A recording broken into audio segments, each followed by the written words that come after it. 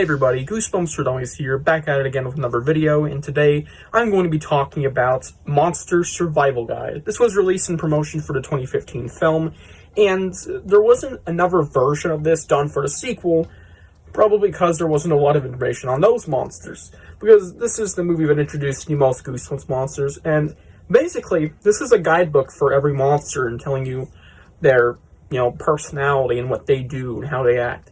And it even gives you some more info, like where they used to be, where they were last spotted, and cool stuff like that. So this is one of those books that kind of exists because it's part of that movie quintilogy of books that released that aren't very talked about, but are worth noting. And there's also a huge theory behind the haunted mask segment in this book, which is 2 pages, because there's a mention of a scene that wasn't in the movie where the haunted mask is in the school bathroom checking out her killer looks, it says.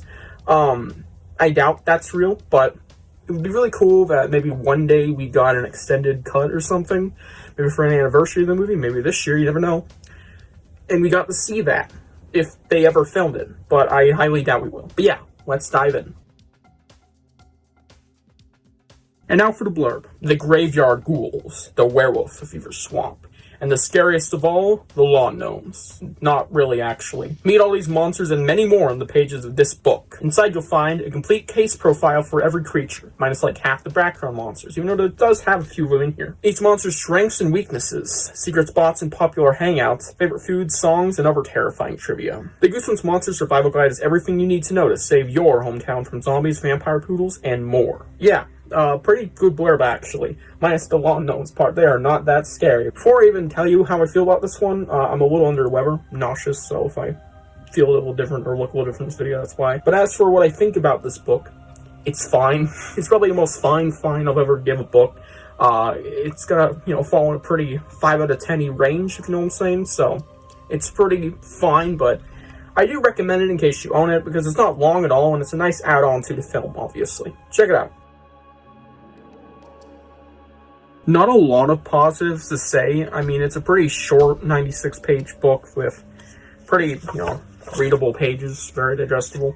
And they have some more interesting bits that I really like the trivial bits. Let me just read one for you. Madame Doom. Hometown, Horrorland, the scariest theme park on Earth. The real truth, Madame Doom knows all. Weirdest Madame Doom fortune. Be good to your teeth and they'll be good to you. Also seen in the Goosebumps Horrorland books. Last scene predicting your future. That's the kind of stuff you get in the trivia segment. I think it's fun. So it kind of adds lore to monsters that aren't wholly, explained in the movie itself, as well as the haunted mask with that add-on scene. And yeah, it's pretty cool, I guess. It's nothing groundbreaking, but this book's a fun read for what it is, which is a very short book that's basically just explaining every monster to you in a few paragraphs and with some fun side notes. And yeah, it's a solid read with a solid monologue or intro or whatever. The real reason why it's going to get the score that it is going to get is because it's nothing really noteworthy. And I know it's a really quickly pumped out movie tie-in, and it's not supposed to be the Bible, but, we got the movie novel, and that absolutely rocked. I was hoping for something a little longer here. And they could have shrunk the book down, too. I don't know why it's this big. Maybe it's more appealing to younger kids, because it looks like your average bedtime story.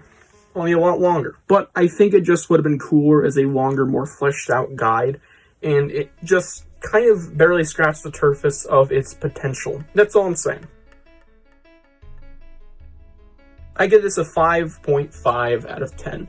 It's pretty mid, but it's not bland at all, and I think it's a pretty fun read for what it is. It just could have been something more, and I wish this was released outside of the movie tie-in stuff, because obviously a lot of those were pretty reads for obviously younger kids, because the movie is geared to slightly younger kids than the Goosebumps demographic. But yeah, it's solid-ish, and I definitely recommend checking out just for the sake of seeing what a Monster Survival Guide would look like, as a Monster Survival Guide instead of just a park guide we got for Horrorland, which is kind of what I'm talking about when I say I wanted this to be more of an epic thing instead of just this little tie-in. And yeah, hope you guys enjoyed this little book review, and I'll see you guys in the next one. Bye.